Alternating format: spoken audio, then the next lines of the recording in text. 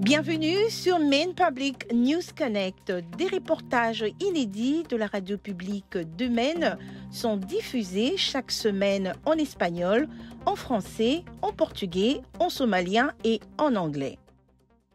Vous êtes sur Maine Public News Connect et bienvenue à vous en ce vendredi 11 août 2023. Au sommaire de ce bulletin d'information, nous parlerons du nouveau bureau de l'immigration, controverse sur les patrouilles frontalières, du développement de la main-d'œuvre et du temple cambodgien. Je suis Victoire Liwanga et tout de suite en détail, l'actualité de la semaine. La gouverneure Janet Mills a annoncé le mercredi que son administration allait créer un nouveau bureau destiné à aider les nouveaux immigrants à entrer sur le marché du travail et à contribuer aux communautés du Maine. Le bureau des nouveaux Américains ajouterait ainsi le Maine à la liste de plus d'une douzaine d'États disposant d'agences visant à mieux intégrer les nouveaux immigrants dans l'économie, les systèmes scolaires et la société. Comme de nombreux États, le Maine s'efforce d'aider des centaines de demandeurs d'asile dont beaucoup arrivent avec une expérience professionnelle et éducative, mais qui sont temporairement interdits d'y travailler aux États-Unis en vertu de la loi fédérale. Les groupes de défense des immigrés réclament depuis des années une meilleure coordination au niveau de l'État et ont largement salué l'annonce de Mme Mills. La section de Maine de l'Union américaine pour les libertés civiles a demandé à la compagnie Sear Bass Line de ne pas autoriser les agents de douane et de la protection des frontières des États-Unis à monter à bord de ces bus sans raison valable. L'organisation affirme que des agents sont montés à bord de ce bus sur une aire de repos à Houlton, interrogeant les passagers et utilisant des chiens renifleurs des drogues pour examiner les bagages de tous les passagers.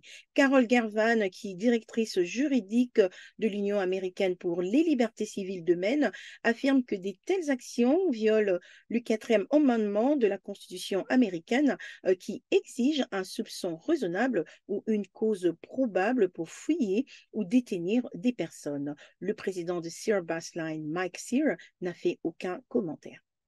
La semaine dernière, 13 personnes ont été diplômées d'un programme de pré-apprentissage visant à préparer les travailleurs à des métiers dans l'industrie de la construction. Les programmes ont été organisés par le syndicat et d'autres organisations qui soutiennent la formation des travailleurs dans le Maine et la Nouvelle-Angleterre. Sam Boss du syndicat AFL-CIO a déclaré que le programme avait été spécialement conçu pour aider le groupe sous-représentés, y compris les immigrés, à entamer une carrière dans le métier de la construction. Et parmi les diplômés s'y trouvaient plusieurs anciens pilotes de l'armée de l'air afghane qui avaient combattu aux côtés de l'armée américaine et qui ont dû fuir l'Afghanistan après la reprise du pays par les talibans il y a de cela 2 ans.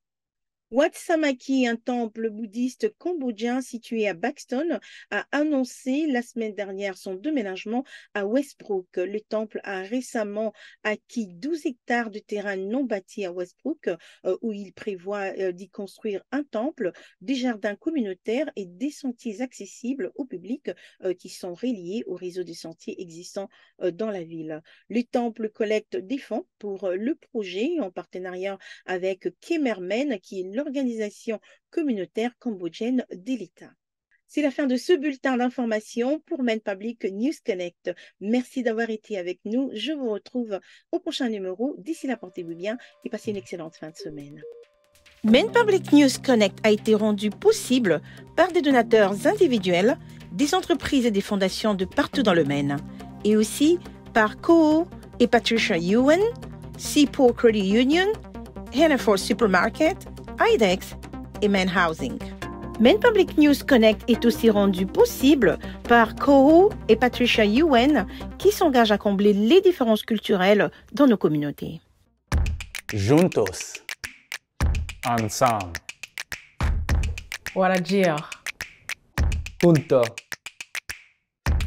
Seaport Credit Union. Together. Hannaford Supermarket, qui célèbre la diversité de ses employés, de ses clients et de ses communautés et s'engage à favoriser un environnement accueillant. Ensemble, ils sont plus grands que des produits d'épicerie. Et pour en savoir plus, rendez-vous sur le site internet www.hannaford.com.